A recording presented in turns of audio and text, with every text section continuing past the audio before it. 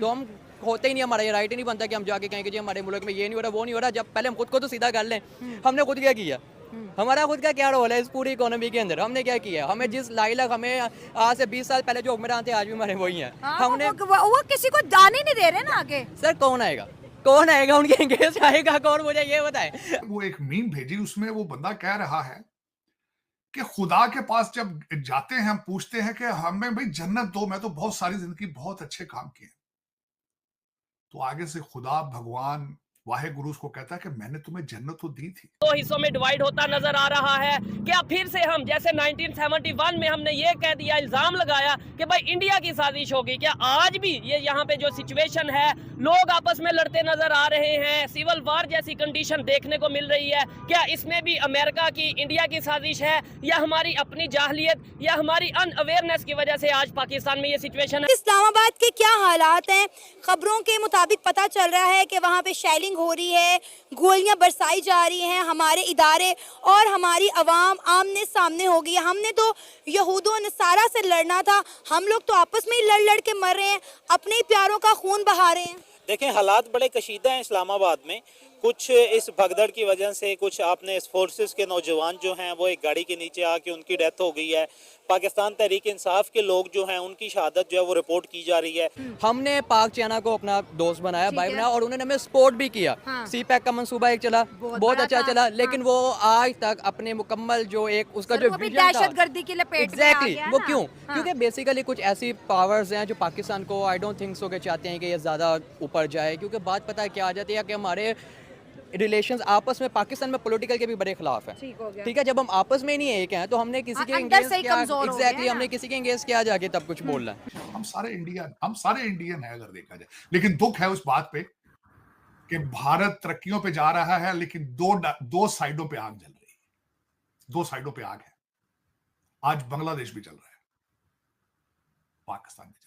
मैं कहता हूँ पीटीआई खत्म हो या नॉन लीग खत्म हो, पाकिस्तान खत्म ना हो। पाकिस्तान लेकिन जिंदाबाद। यहाँ पे जो सिचुएशन आपको नहीं लगता बनी है, आपस में पाकिस्तान है तो भाई हम सब हैं। आपस में लड़ते नजर आ रहे हैं पीटीआई नॉन लीग वाले, तो ऐसे तो पाकिस्तान को खतरा हो सकता है। पाकिस्तान का बारे में सोचें, पाकिस्तान का ख्याल करें, गरीब लोग कहाँ जाएं। जो भी नया चीफ जस्टिस आता है ना, ऑलमोस्ट अब 26वें चीफ जस्टिस हमारे यहाँ मुल्क में जो हैं, तो वो कहता है कि इस वक्त मुल्क जो है ना इंसाफ के बदतरीन हालात से गुजर रहा है।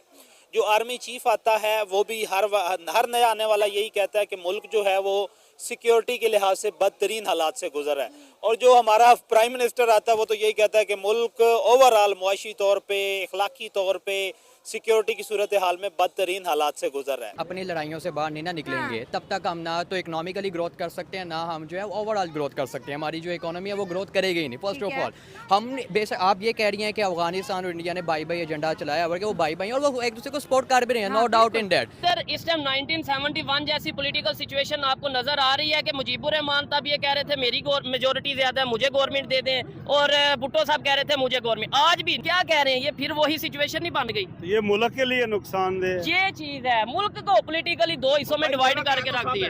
देखो यार, हम तो गरीब पिस रहे हैं लेकिन दूसरे लोग तो नहीं पिस रहे ना, ये मजदूर हैं। देखो ये चीज है, ये बंदा कोई आता है इनको जी 500 रुपए दिहाड़, वो कि गरीब जिसके 5-6 बच्चे वो किस तरह गुजारा करेगा? ऐसा ही है। तो ये चीज मुल्क के लिए नुकसानदेह और गरीब आवाम के लिए नुकसान। जो दोनों बांग्लादेश और पाकिस्तान में इस वक्त जो मुश्तरक चीज है, जो सबसे ज्यादा खतरनाक है, दोनों के अंदर रेडिकलाइजेशन अपने एक्सट्रीम पे जा रही है। रेडिकलाइजेशन, वहां पे हिंदुओं का उन्होंने जीना बंद कर दिया बांग्लादेश के अंदर। तो ये हमारा अलमिया है जो कि पिछले 78 साल से जिसको हम लोग फेस कर रहे हैं, और इसके पीछे जो मुहर्रिकात हैं सबसे बड़ी वजह सिर्फ एक ही है, वो ये है कि अभी तक हमने इस बात का फैसला ही नहीं किया कि हमारा ठेकेदार कौन है इस रियासत का। हम सिर्फ मिस्त्री बदलने में लगे रहे हैं और हमने अभी तक अपना मकान जो है ना वो मुकम्मल नहीं किया। और एक बहुत बड़ा अरसा होता है 78 साल का। हमारे साथ आज़ाद होने वाले ममालिक में आप लोग हमारा हमसाया रवायती हरीफ इंडिया को देख ले तो अब वो दुनिया की दूसरी बड़ी इकोनॉमिक पावर बन चुका है। ठीक हो गया, दिफाई तौर पे वो एक मजबूत तरीन स्टेट बन चुका है। फॉरेन रिजर्व के हिसाब से इकोनॉमिकली वो एक मजबूत तरीन मुल्क जो है वो एशिया का शुमार किया जाता है और आने वाले दिनों में वो एशिया का टाइगर बनने जा रहा है।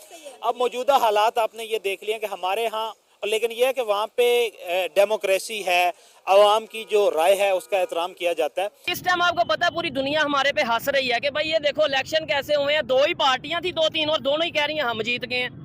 तो यार जीता पाकिस्तान ऐलान करेगा ना, जो जीतेगा वो बाहर आ जाएगा। जीतना तक कोई भी नहीं है वाज़ेह तौर पे। अच्छा, जीते जब तक के एक हुकूमत बने, एक पार्टी की हुकूमत, मेजॉरिटी एक ही है। मेजॉरिटी को कहते हैं। ठीक हो ये गया, तो खिचड़ी पकी हुई है, इसमें नुकसान है अवाम का और पाकिस्तान का नुकसान। ठीक हो गया। इमरान खान साहब ने ही तो बॉर्डर सील करवाए थे ना कि हमें कश्मीर चाहिए और हम ट्रेड नहीं करेंगे ना, हमारे हाथ कश्मीर आया और उल्टा 2 पैसे जो हम कमाते थे बॉर्डर के जरिए वो भी हमारे बंद हो गए। लेकिन अफगानिस्तान जो प्याज है वो इंडिया को भेज रहा है पाकिस्तान के बॉर्डर के थ्रू। तो आज भी इंटरनेशनली हमारे बॉर्डर बहुत ज्यादा इंपॉर्टेंस रखते हैं। ये तो सारा 2 नंबर, ये सारा 2 नंबर जो रात का चल रहा है, ठीक है। किसको क्या पता है रिजल्ट रात को 2 बजे 11 हाँ, बजे वैसे तक, ये भी देखे सोचने वाली रिजल्ट बात है ना, 11 2 दिन हो गए अभी तक रिजल्ट नहीं आया। रिजल्ट 11 बजे तक इमरान का है, सुबह इमरान, सुबह नवाज शरीफ का है।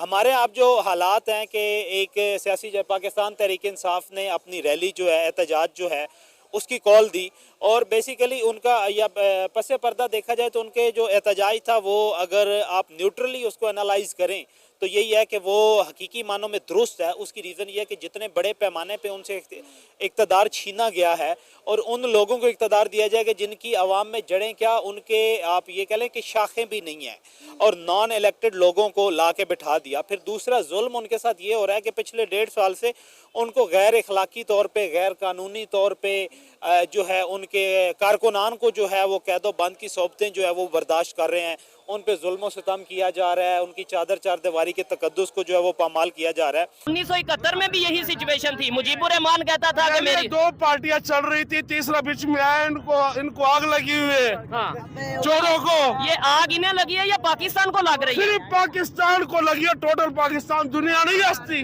दुनिया हंस रही है। हेलो दोस्तों, स्वागत है आपका इंटीपाक न्यूज़ चैनल में। दोस्तों, पाकिस्तान वैसे तो हमारा पड़ोसी है और पाकिस्तान ने कभी नहीं चाहा कि इंडिया में शांति बनी रहे और कुछ ना कुछ टेररिस्ट अटैक वगैरह वगैरह करवाता रहता है, और पाकिस्तान ने हमेशा इंडिया के लिए बुरा ही सोचा है, क्योंकि वहाँ की मेंटालिटी अक्सर ऐसी है कि काफिर को मार दो, ये वो। और पाकिस्तान ने अपनी ओर से पूरी कोशिश की है इंडिया को अनस्टेबल करने की हर वक्त पर। जब अटल बिहारी जी वहाँ गए थे तब भी उन लोगों ने वापस अटैक करवा दिया था, और फिर जब मोदी जी गए थे तब भी उन्होंने पुलवामा करवा दिया था।